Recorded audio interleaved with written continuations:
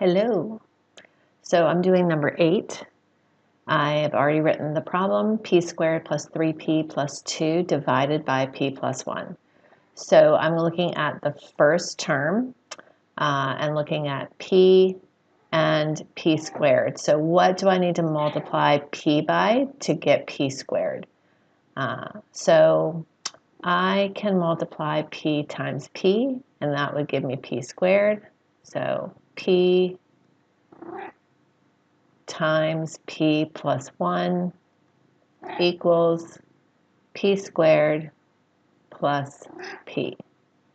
So I can write that here. P times p plus 1 is p squared plus p.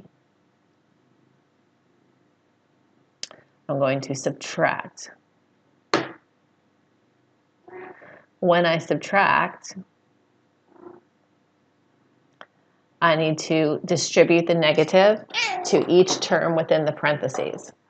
So that means that I'm going to keep my first polynomial and change everything within, excuse me, my cat, everything within the parentheses. So now I have p squared plus negative p squared, so this is 0, and then 3p minus p, which is 2p.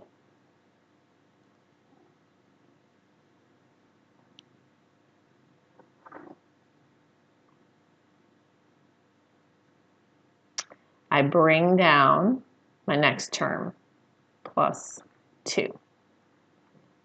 Now I need to ask, what times p equals 2p?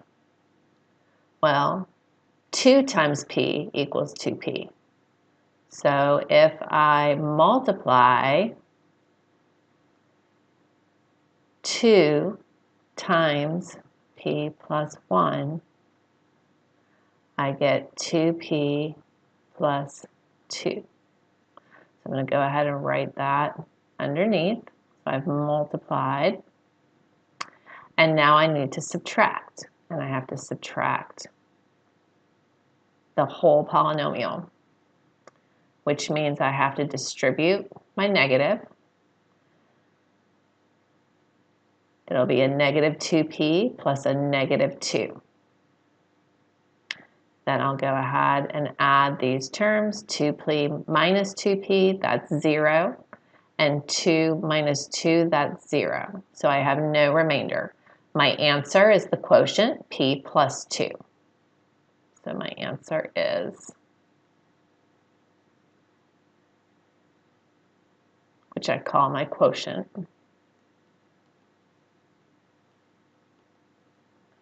p plus 2.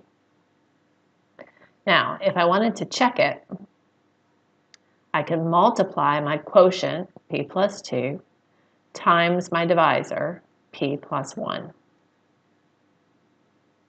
Okay, and to do this is multiplying polynomials. And I'm going to go ahead and use the FOIL method, which means that I multiply my first terms. P times p is p squared.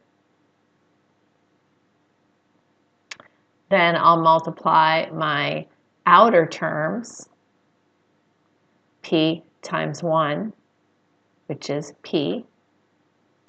Then I'll multiply my inner terms.